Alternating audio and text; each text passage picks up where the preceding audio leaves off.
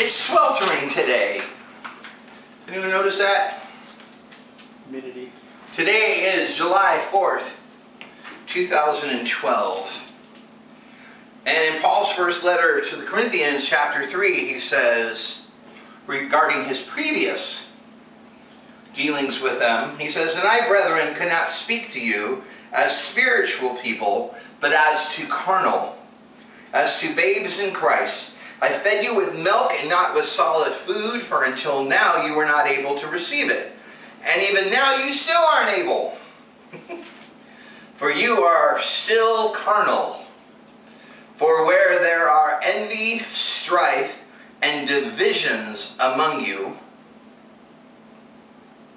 are you not carnal and behaving like mere men?" Again, where there are envy, strife, and divisions among you, are you not carnal and behaving like mere men?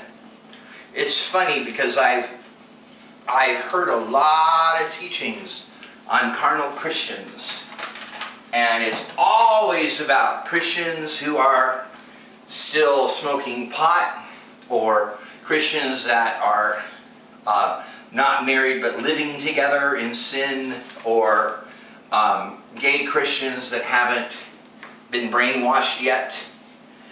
It's always about what they're doing. It's always the carnal Christian. I have never heard one person ever say carnal Christians are people that are constantly in envy, strife, and division. Never. I've never heard it. Well, tonight I am. I'm hearing. I'm sure somebody figured this out, because I'm sure somebody other than me actually read their Bibles before they preached this passage. But they never talk about carnal Christians when they read the Bible out loud, by the way. If you listen to people talk about carnal Christians, they always talk about them. Well, Paul said there were carnal Christians. Well, he did, but he was talking about a particular behavior pattern. Envy, strife, and division. Stuff that says, I'm different than you, or I'm better than you, or you don't get this the way I get it, you're not right like me. That kind of stuff. Today, being July 4th, 2012, I posted this paragraph in my blogs on my website, but I also sent it in my email blast, but I also posted it on Facebook. And I said, it's the 4th of July, 2012. As many of us celebrate our freedoms, let us consider the freedoms we have denied others and have thought to take away. I stand in solidarity with not just my gay brothers and sisters, but every person in America who is suffering from the effects of bigotry, misguided religions, a fallen government, and a society that has forgotten that all its people matter, not just the desirables. Have a safe 4th, folks. I pray you remember who fought and died, or is dying, so that all men created equal should remain that way. I read the Declaration of Independence. I really did. I read it because I quoted it, and I went back and I better read what it says. And much to my surprise, that all men are created equal sentence continues on to talk about God. That all men are created equal, and they all in the hands and eyes of God, and they are entitled to the same rights of, you know, the pursuit of what? Happiness, liberty, and what's the other thing? Aren't there 3? But you know what I'm saying. I didn't bring the Declaration of Independence out because apparently it's irrelevant. It's irrelevant. Because we live in a country that is so profoundly divided. So profoundly divided. And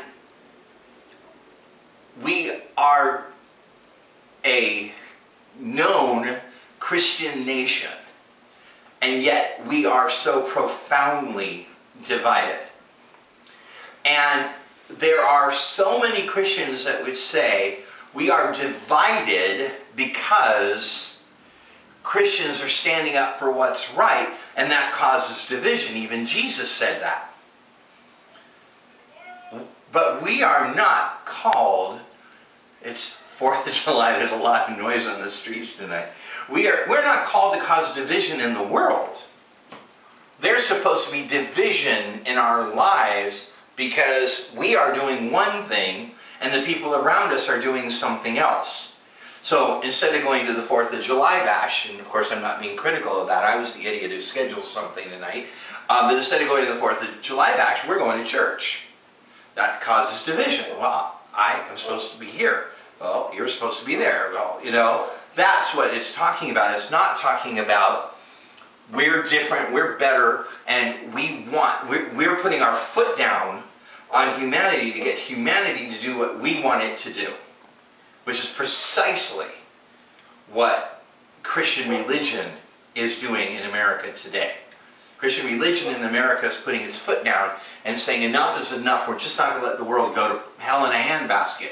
It's supposed to go to hell in a handbasket.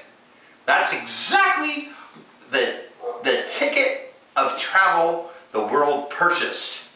Once upon a time, the world said, I will have one ticket to hell in a handbasket. So why would we interfere with that?